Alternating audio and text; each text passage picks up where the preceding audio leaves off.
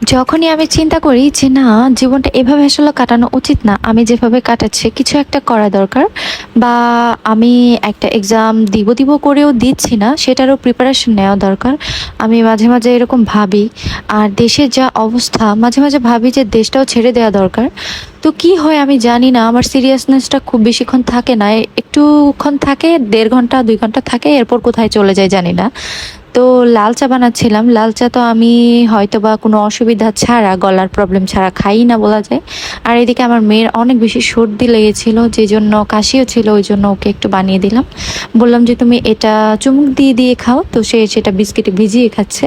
আর এটা একদমই সকালকার ভিডিও ছিল, আমি নাস্তা খাইনি, আর এটা আমার জন্য নাস্তা প্রিপেয়ার করছিলাম। আর আমি 364 দিনের মধ্যে 360 দিনই আমি রুটি চা খেয়ে থাকি।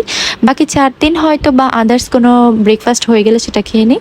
আর আমি ঘুম থেকে মুখ টুক ধুয়ে ফ্রেশ ট্রেশ হয়ে তারপর আমি আমার নাস্তাটা নিয়ে বসে গিয়েছিলাম। তো ও যেহেতু জাস্ট বিস্কিট আর চা খেয়েছিল, তাই জন্য ওকেও আমি রুটি দিচ্ছিলাম, কিন্তু সে খাবে কি খাবে না এরকমটা সব সময়ই করে, মানে আমি এই নিয়ে খুবই বিরক্ত। আর এরপর আমি দুপুরের জন্য কিছু রেডি করছিলাম। আর রিসেন্ট আমার চাকমারা যে খাই, মরিচের একটা ভর্তা, তারপর সেদ্ধ সবজি দিয়ে, এটা আমার অনেক পছন্দ হয়েছে, খাবারটা আমি প্রায়ই বানিয়ে খাই।